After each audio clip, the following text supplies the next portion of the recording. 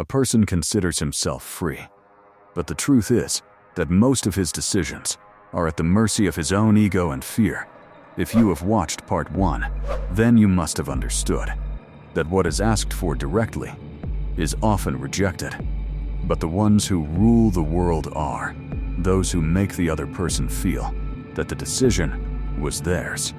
Today we will take this journey further, and we will see how a person's ego and their own illusions are used against them. These laws are not just information. They are the chess pieces that, if moved at the right time, make the other person surrender without a fight. Let's begin. Part 2's 5 powerful laws. Law 1. The competence challenge. If you want to provoke a person's ego, then raise a slight question about their ability. A person does not work as hard to hear praise as he does to prove himself. When you tell someone you do this work, he sees it as a burden. But when you say this task is probably not within your capacity, he loses sleep over it. Suppose your business partner or junior is backing away from a difficult project. If you say you have to do this work no matter what, he will make 100 excuses.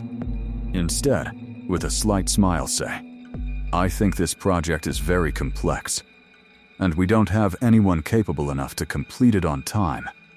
Better we drop it." His ego will be stung. He will immediately get defensive and say, "Leave it to me. I will do this and show you. You did not give an order. You just challenged his ability." And to prove himself, he fulfilled your purpose. Law 2. The false weakness. Weak people always act as if they are powerful, while the real mastermind pretends to be helpless in front of their opponent. It is human nature that when someone sees the other as weaker than themselves, their defense system, their guard, comes completely down.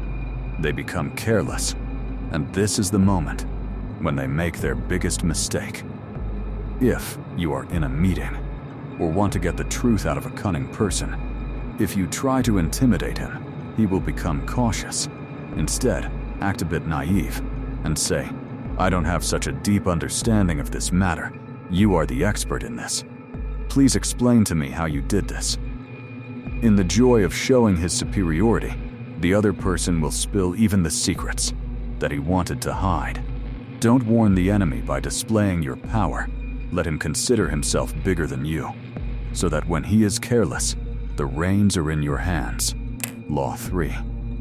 Constructive pessimism. When you force someone to do something, instead of looking for hope, they look for opposition. But if you express pessimism first, then the other person feels compelled to give you hope. This law works where a person is very suspicious or nitpicks everything. There is someone in your team or at home who objects to every new plan. If you say, "This plan is amazing, we should do this," he will point out 10 flaws. But if you yourself say, "I think this new idea is useless, there is a lot of risk, and we can never succeed," his nature will change. He will immediately start presenting the positive aspects to you. "No, it's not that bad. If we do it this way, it might work." What you wanted him to do, he is now advocating for it himself. By being negative, you awakened the positive person inside him. Law 4. The implanted idea. Even the most beautiful idea in the world seems superior to a person if it is his own. And the best advice also feels like poison to him if it was given by someone else.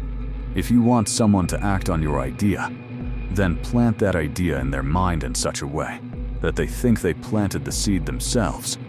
Don't give direct advice to your boss or partner.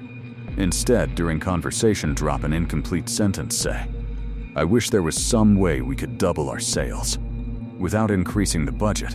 But anyway, that's probably not possible." Then go silent. 2 days later, that same person will come to you and say, "I was thinking, why don't we work on increasing sales without increasing the budget?"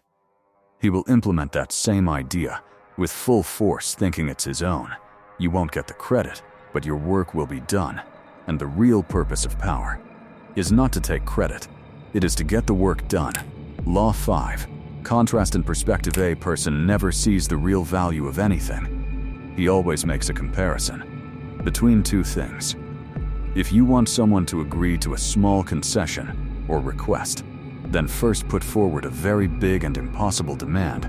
If you need 2 weeks for a project, if you say directly, "I need 2 weeks," the other person will say, "No, that's too much, do it in 1 week." Instead, first say, "For the quality of this project I need at least 1 month." When he panics and says, "1 month? That's impossible." Then you step back a little and say, "Okay, if I work day and night, can we manage it in 2 weeks?" The 2 weeks that seemed like a lot to him before will now feel like a big saving and concession compared to 1 month. He will happily agree. This is psychological contrast. You got exactly the target. That was your real goal. Now stop and think once again. These laws are not here so that you fool people, but so that you understand how the world plays with your emotions. When you understand these things, you stop being emotional. You start listening and silently move your pieces. Remember, the biggest enemy of using these techniques is your own hurry and impatience. If you show haste while using them, the other person will see through the trick. In the next and final video, part 3, we will see the last and most dangerous laws of reverse psychology that shake a person's very existence and their own conscience. If you want to watch this entire series on power and psychology, then write part 3 in the comments below. And don't forget to subscribe to the channel. I will meet you in the next and final episode.